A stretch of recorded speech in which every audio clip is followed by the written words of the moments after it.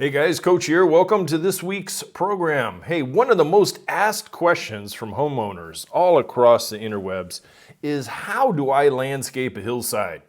How do I control my eroding hillside and make it beautiful all at the same time? Kind of sounds like a tall order, doesn't it? It is what we are covering here today on Yard Coach Podcast, so let's get it underway.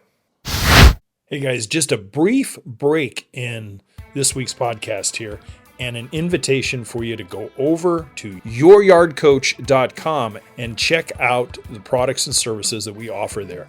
For most people, DIY landscaping on a medium to larger level can be very, very intimidating.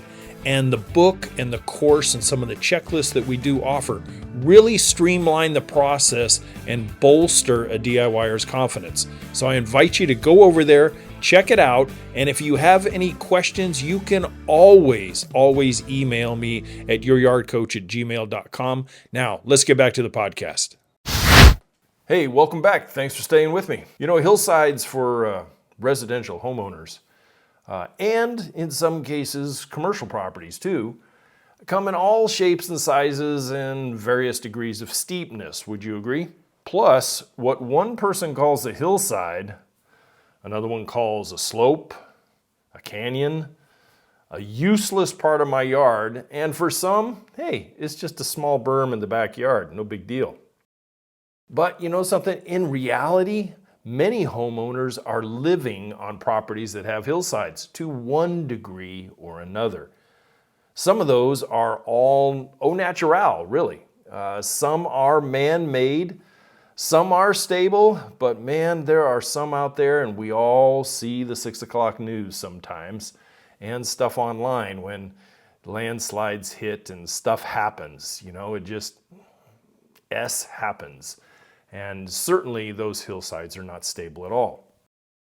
You know, for the sake of the property, a responsible homeowner who I know I am speaking to, or builders generally address these hillsides in order to assure safety and security for the house and property and the neighborhood in some cases, in order to assure safety and security for the house and property in general. Not to mention the occupants inside the house, the pets that are in the yard, the outside boat that's on the side of the yard where the hillside descends to. You know, it's all kinds of things that by stabilizing a hillside and preventing erosion and stuff, you're really throwing in an insurance policy that your property is always going to be safe out there when the heavens open up. We have all seen through legacy media's hungry eyes the results of poor stabilization efforts and kind of the catastrophic results of small and large landslides. We cannot prevent, let me make it clear right here, sometimes Mother Nature is going to do what the heck she wants to do. We cannot prevent every natural disaster, but we sure can reduce the risk and lower the percentage of occurrence for sure. Let's take a look at some simple identifying steps to, number one, identify problems or potential problems, and steps to control hillside erosion and destabilization so that we have the opposite. We have erosion under control and our hillside is stable. Number one is we determine what the degree of slope we're actually dealing with, the actual steepness. How steep the hillside is and what is currently on it can be kind of a serious tell as to the stability itself of the hill. The steeper and less vegetated, paired with softer soils, may be kind of an indicator that effort needs to be put into the hillside so catastrophe can be averted. Get out there and walk it and examine it for signs of separation. Separation is a scary thing to see when you start seeing, you know, a gap in the topsoil layers there. And I have seen that in travels. I have seen that.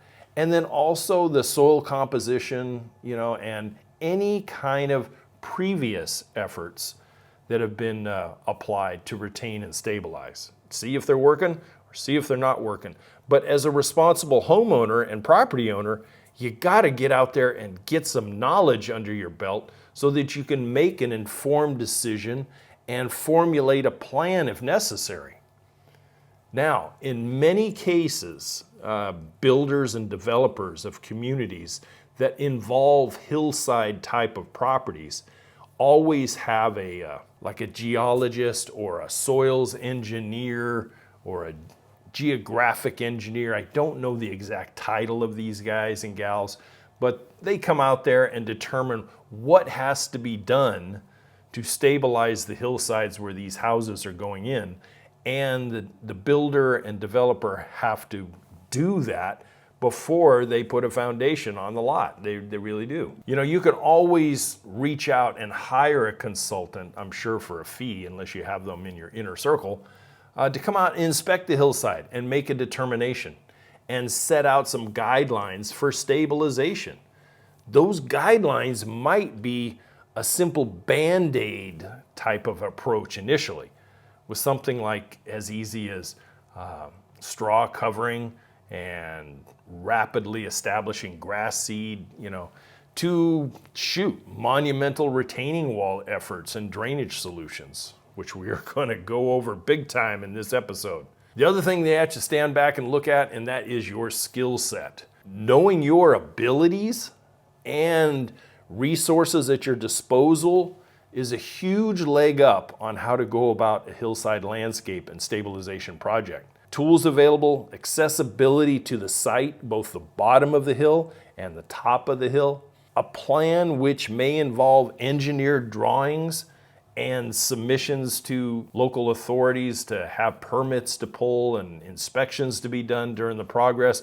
All of this stuff comes into play depending on the size, steepness, and intricacy, I guess, or the amount of engineering and detail that's going to have to be thrown at your hill in order to bring about a good, safe result. Or if it's not that big of a deal, a DIY approach can be done very simple, and you could have wall or walls that are 4 feet tall or less, which is kind of a national standard as far as anything above 4 feet needs to be engineered, drawn out, and submitted for permission, so to speak. And 4 feet or less is generally a DIY type of situation. So what about the plan? This can be done DIY.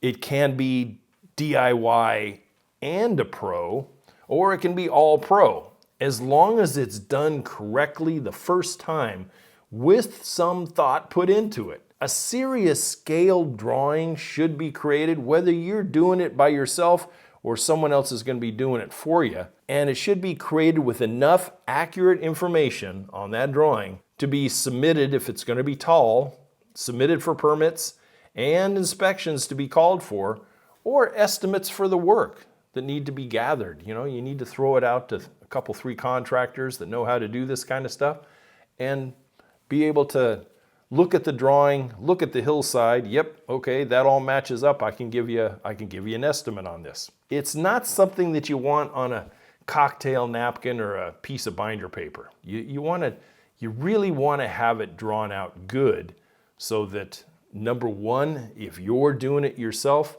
as you put that pencil to paper, it will, I guarantee you, solidify in your head your course of action and what's actually going to need to be done.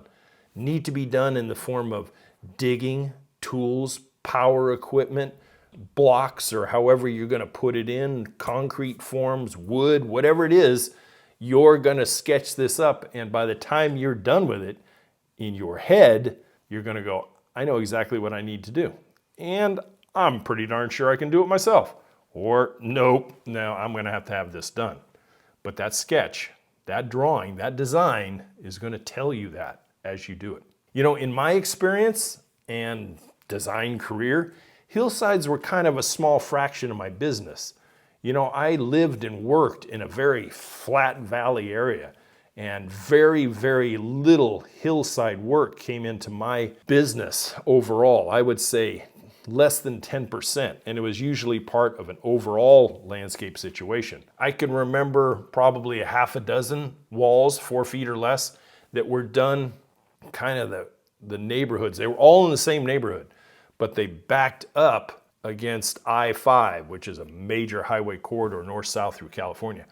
But back up against there was a hillside that went up to a sound wall, and then the hillside would come down, and a very small backyard was there. The hillside would come down. You had about 6 feet between the back wall of the house and the foot of that wall. Not a lot of a backyard. There was more side yard in these places than there was backyard.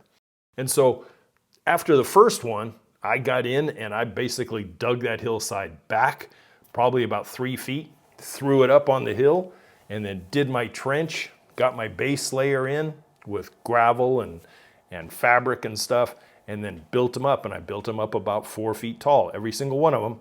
And then I'd bring those tailings back down and backfill it with a little drainage line at the bottom. So it was kind of rubber stamped after the first one. But I did do a little bit of taller ones up in the foothills. I'm gonna say the longest one was probably, 180 feet maybe that I did. And it too, it was only 4 feet tall and dug into the hill, and the same exact process was applied. I never had one that had to have an engineered drawing and permits pulled. Never had one.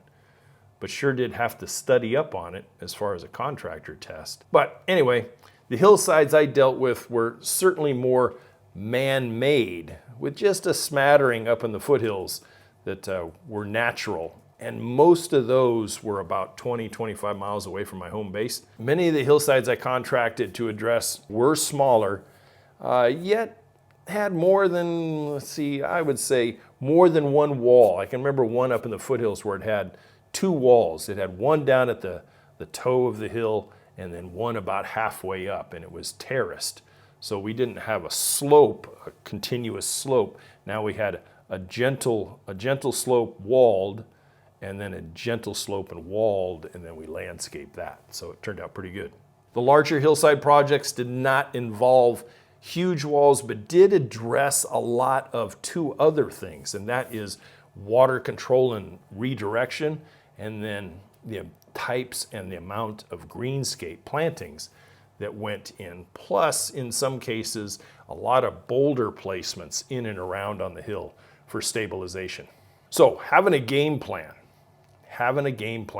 The first thing I would say is address 2 things straight away. Water accumulation and evacuation.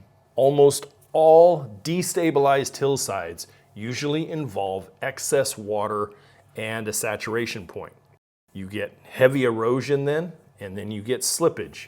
So if you can address those 2 main things, is accumulate the water, in other words, gather it safely, and then evacuate it, 50% of the risk is mitigated right there. And the second item is control of the slope through means of retention. What this means is the vertical retention and the slowing and the deflection of water because of that vertical retention, the less likely the event of soil release and slide and erosion are going to occur. I mean, picture it. If you have a slope that's, say, 15 degrees or 20 degree slope, and you have put in water capture capabilities and you've put in vertical retention, you have greatly reduced the risk of water gathering on the hill and rapidly descending it, causing erosion and the potential for slippage.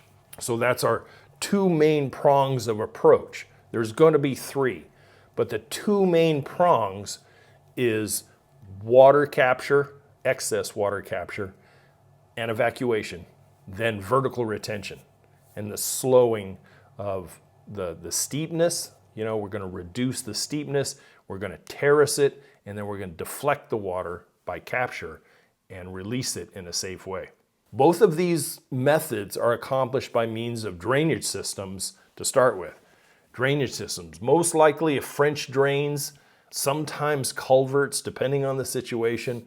A lot of ditching. Ditches are a great way to capture, provided that they are a lined ditch, not an unlined ditch, and kind of things similar to this. Maybe you are like I was with my first house, and I've shared this story in the past, but as a young 20-something in the East Bay of the San Francisco Bay Area, I had a home that was on the very bottom end of a hillside neighborhood. So we had many, many streets up above me, and then the hillside, basically, even though there were paved roads and all that, many, many houses, what do people do?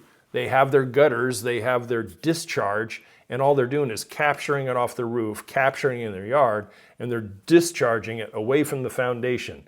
That doesn't control the water for the entire neighborhood and the downhill slope. All it does is control it off of your house, which is you can't protect a whole neighborhood by using just 1 yard out of the neighborhood for control. So water still made its way down the hillside.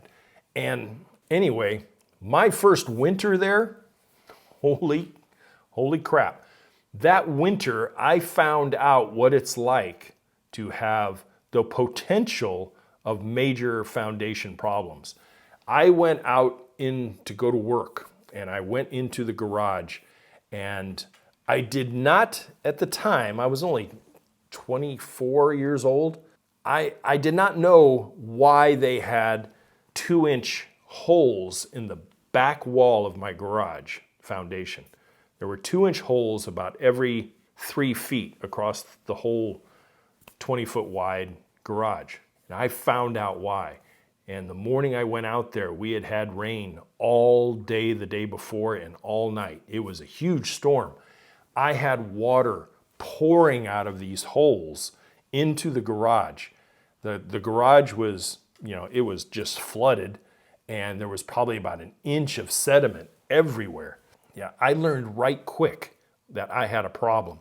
And let me tell you, necessity and preservation of home can inspire a young man right quick on, number one, learning, and then executing a plan and progress right away, which in hindsight should have been done when the house was built. But we are talking back in the mid 80s, the 1980s, and the house was already 40 years old when I bought it. So the standards of when that thing was built, post WW2, the standards weren't quite as stringent as they are nowadays. So what did I do? Yeah, I got on it. I put in a French drain system up at the top of my backyard. And you got to picture a terraced backyard, and up in one high corner there was a little garden room, a screened-in porch room, and then a very steep descent down to a kind of a sloped flat area right before the house, and then another slope that went down to the street. So pretty steep yard overall. And I started trenching across the back fence line, and then down one side, and I went down about 18 inches up top and about 12 inches on the side, and then right behind the back wall foundation, I did a double French drain. I went down almost 24 inches, and the first French drain went in at that level, and then I backfilled with gravel, and then I did another one. These are perforated, corrugated drain lines now. And then I ran those parallel to the back wall. I ran the top fence line one parallel to my house, and then a solid down tube along the side, these French drains, these perforated drains connected into it, and then went down the west side of my property. And I daylighted it about 2 feet, maybe 3 feet away from the sidewalk. And then I burrito wrapped everything, backfilled with gravel, and then put about 6 inches of dirt fill over the top. When you're 24 years old, you can do a lot, with your body. And I dug all this by hand because there was no way you could get a trencher into these positions. There just wasn't. It was too steep.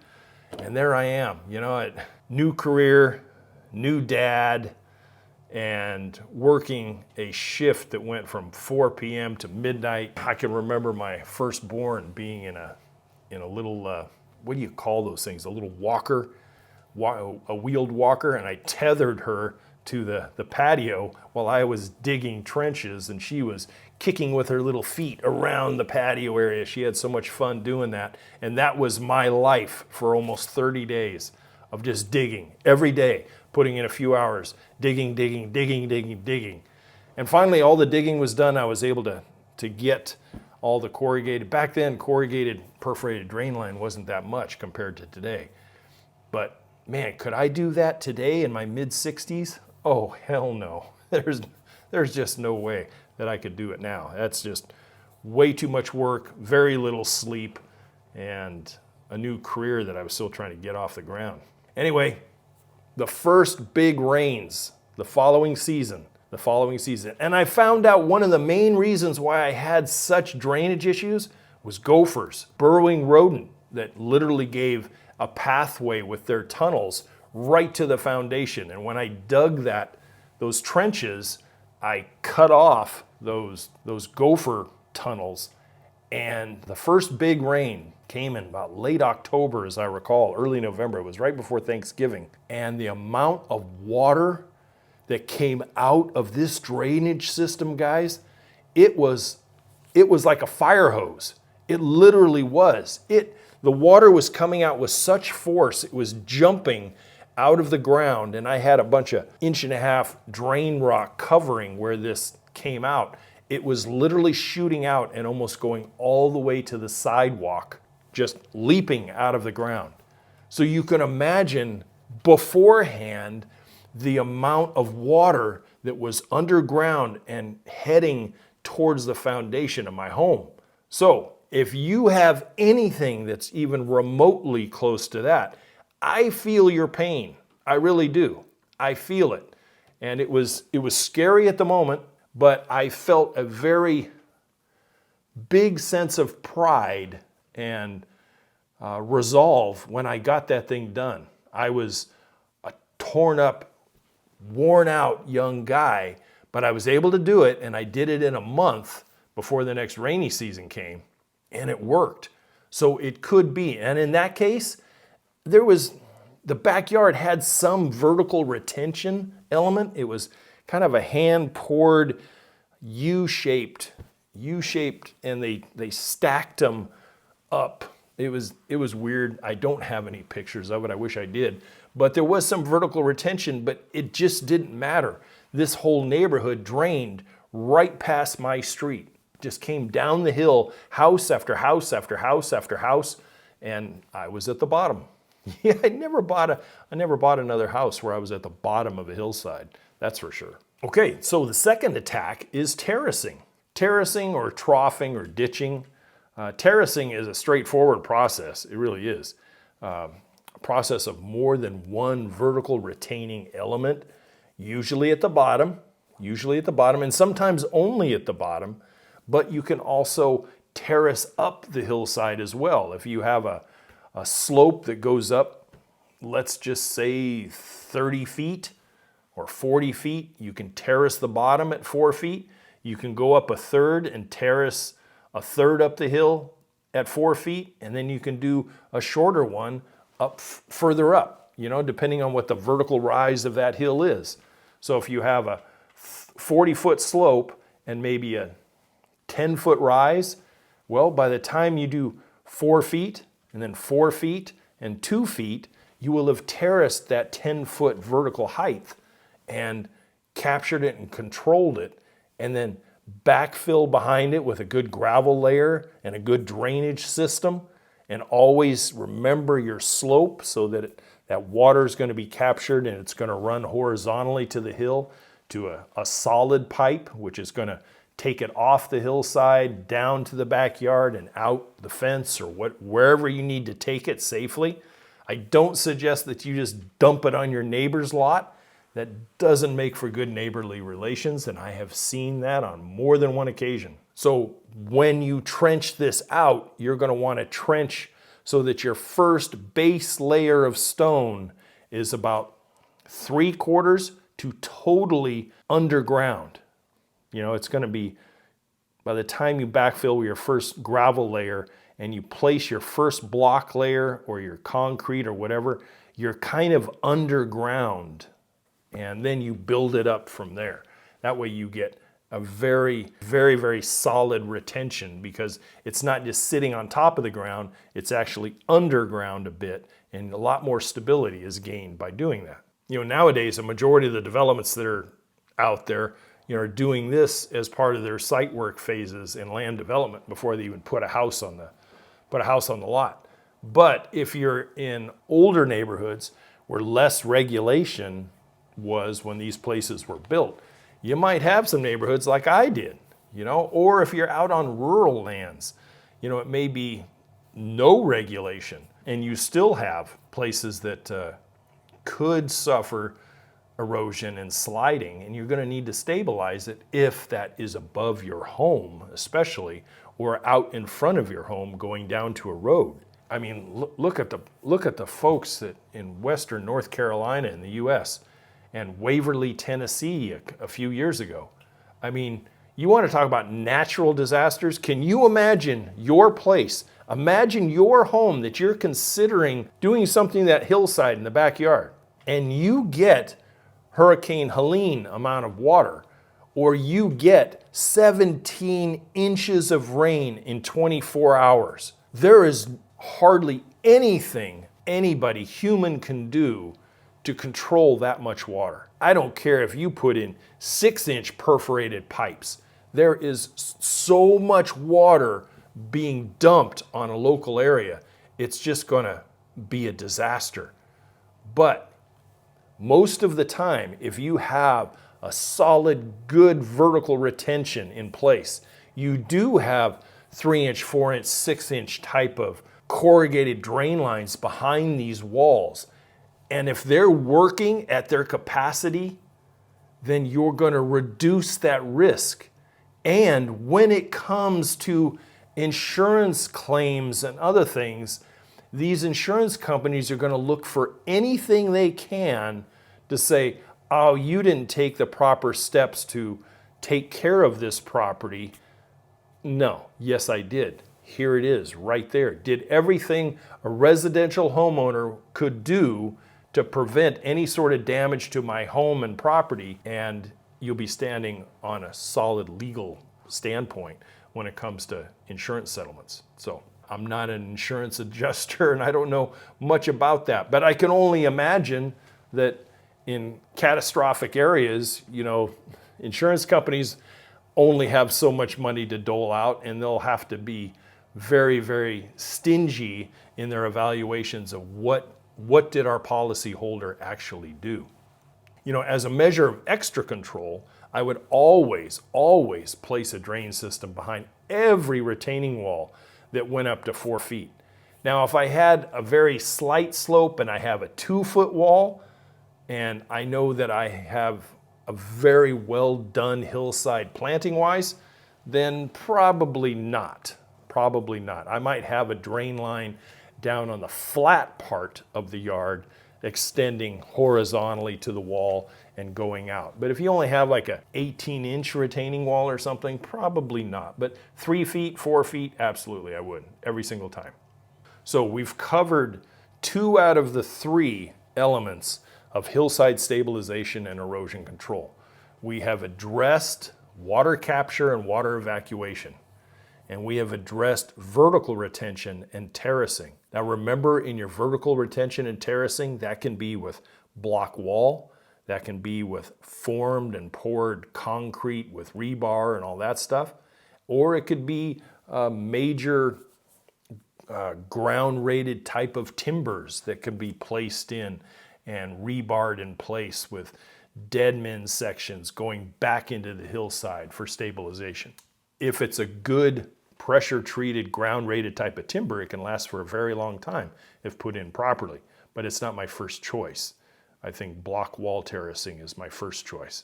These 2 efforts properly installed will probably mitigate 95% of all sleepless nights, or those nights where you have to grab the flashlight and go out for a hillside inspection, because you know in the back of your head, heavy rains is a concern for your property. And God forbid a slide of the hill takes place that could have been prevented. You know, can you only imagine, as a responsible homeowner, you see that there's a problem and you don't have the resources at the moment, but in 3 months, you have money coming in, or you have accessibility to money, and that is when you have slated the time off and the tools and everything. You've done all your planning, and 2 months into that wait, you have something happen, and all of a sudden you have a slide and erosion and everything, and all of a sudden your backyard's nothing but 2 feet of mud. You know, it's sometimes it's a good thing to go out and get the loan and hire somebody if you know you have a problem and you can't get to it yourself. So when you can get to it, make it a team effort, because I can remember that first house, and it was a man killer of a month. It really was. I didn't have a lot of friends at my disposal to come help me. They were working different shifts and stuff, so I couldn't say, hey, can you guys come over and help me dig this trench? They would have said, yeah, okay, we'll be there in 2 years. They were just as pressed for time as I was. The end result can be, seriously, just an amazing relief off of a homeowner's shoulders. A really good, well-placed job is an eye to behold. And again, I told you what the results were with my drainage system, and how that water was literally gushing out of the discharge into the pipe. Just, I couldn't believe that much water had been captured. And it was just my lot. It wasn't the whole neighborhood. That was just the water that came in and got captured off my dinky little residential lot. So you can imagine how much water was actually in total in the neighborhood. Kind of scary to think about. You know, the other thing you can do with these things is you can also put in steps and pathways that can get you up the hill. Number one, for ease of navigation, for maintenance and other stuff, but also for quick inspections. You're not having to get out there and scramble up a wet or muddy hillside. You can actually walk up a path of one kind or another. And I'm not getting into step installation and that kind of stuff, because that's not what this podcast was about. So our third and final prong of approach to these hillside stabilization and erosion control is the greenscape that you're going to put forth on this hillside. When you look at this, just like any other landscape plan, you should have a planting plan as well. You can't just go to Walmart one day and pick up 2 dozen juniper and throw at the hill. That's not how you go about doing this. You should have a design that's going to provide at least 2 things. Number one, quick root establishment. And number 2, beauty as the end of the result. You know, it's gonna look good. It's not gonna look like a chaparral hillside. It's actually gonna look nice. It's gonna complement the backyard. Because you remember, landscaping hillsides is like taking an artist palette and tilting it up, so that from your house or your second-story bedroom window or your back patio, you have this beautiful landscape palette tilted right at your face, and you can see the bottom all the way to the top. So shouldn't it look good in the first place? So consider that. And the other thing is, plant material doesn't need to be big. You don't need big stuff. The mere planting of a whole new hillside is a form of destabilization until things are established. Picture it, you know, you have that 40-foot hillside and you have 75 feet across to your back property line. You have a pretty good size hill there. And by the time you poke holes and dig holes, you know, a couple hundred times, shall we say, in that hill, we have destabilized it a micro bit. We really have. Remember, when you're choosing plants, that I always went in my designs, I always went with smaller scale trees, not big trees.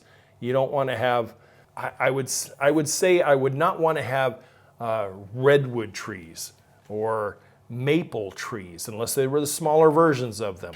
I would want to have more smaller trees than a few big trees. And then I would also have smaller shrubs, not massive shrubs. I would have shrubs that would be, in some cases, 5 feet or less, and generally 3 feet or less.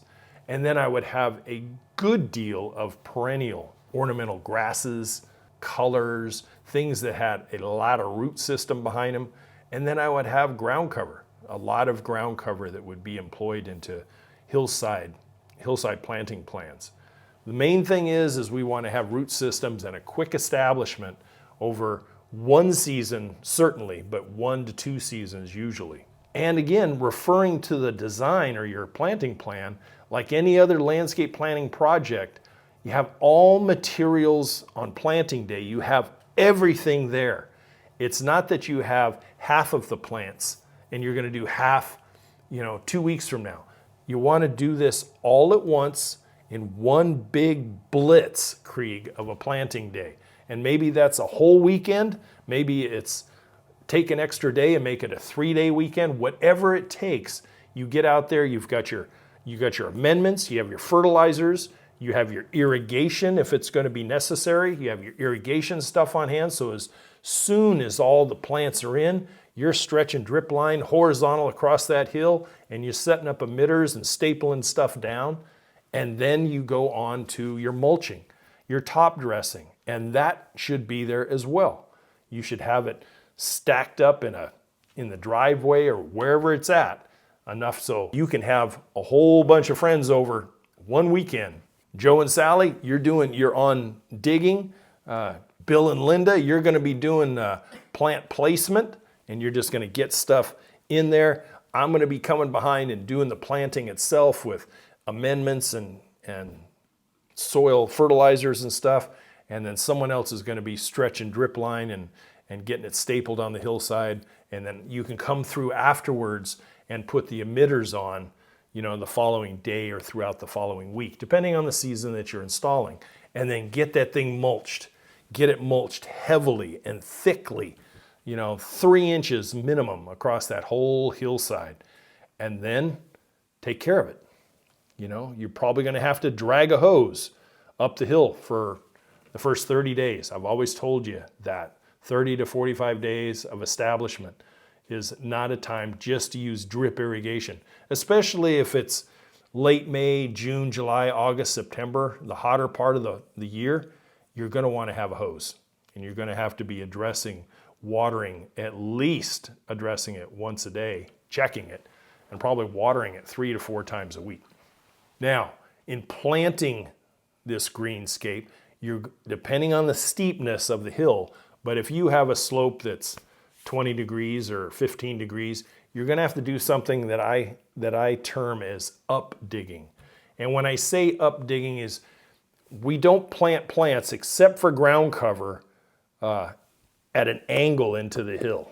Okay, we plant vertically into the ground. That's how plants go in the ground. Well, if you can picture digging vertically into this steeper hillside, you're going to have a cliff on the uphill side of your hole. You're going to dig that down. You're going to pull soil down from that cliff. So you create a little platform of flat soil area for every single plant that goes in the ground. Then dig your hole. Dig your hole, throw the soil uphill just a little bit, not very far at all, and plant your plant, do your amendment of your tailings, put it back in the hole, give yourself a little water basin around that, pack the downhill side of the loose dirt as much as you possibly can. And then what do you do with that remaining slight cliff on the uphill side? What I used to do is I used to use large cobbles, river cobblestone, or head-sized moss rock boulders, and I would just line that vertical cliff behind it until way later down the road, you could come in when everything is established and ground cover is everywhere and the plants are up and grown. You could go in and pull them out if you want, but actually I think they look kind of good in the hillside. They're natural. The river cobble, not as much as the head-sized boulders.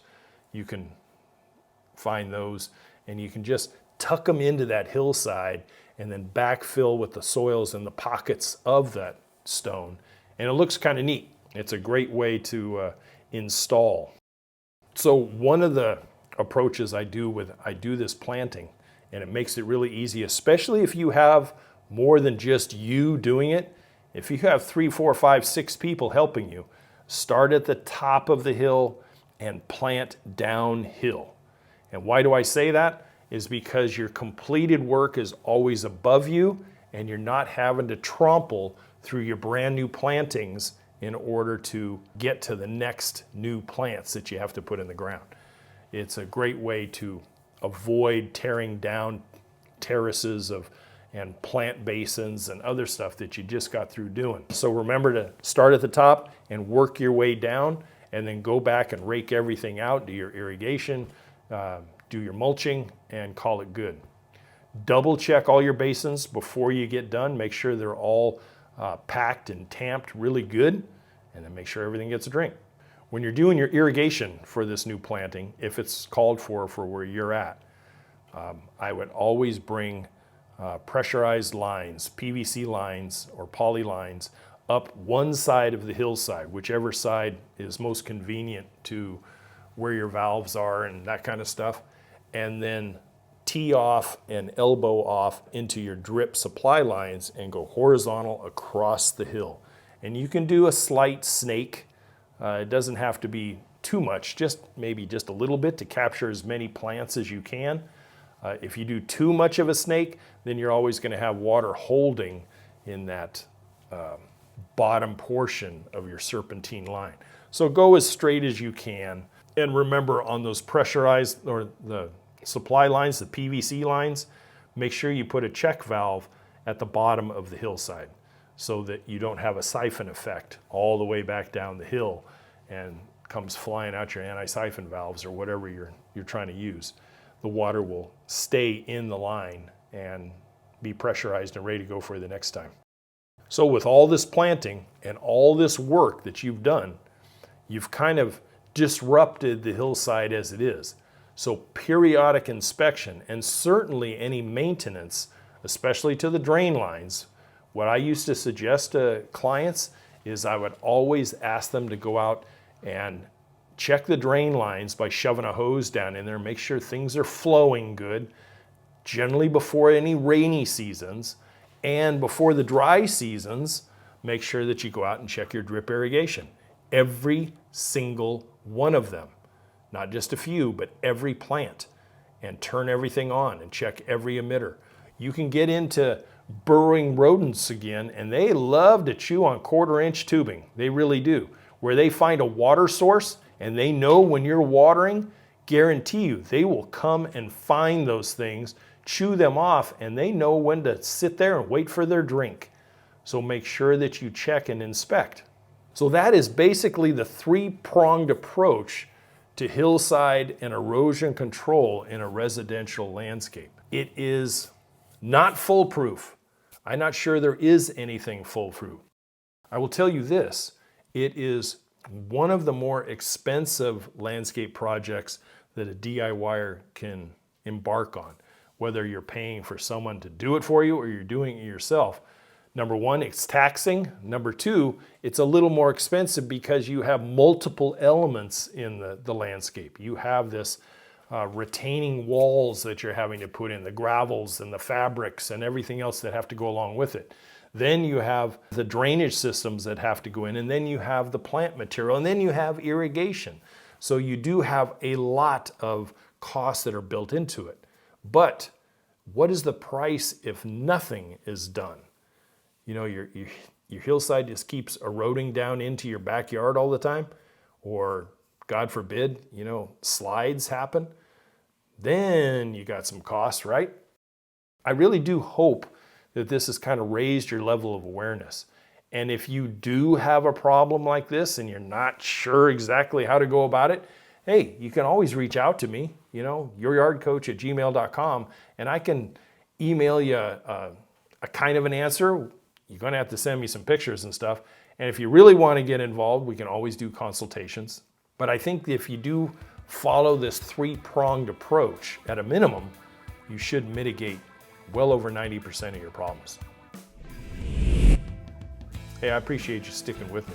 If you're still with me right now, hey, please follow me on a weekly basis. I very much appreciate your attention. Hey, check out my website, youryardcoach.com. And until next week, everybody, as always, to your landscape success. Bye for now.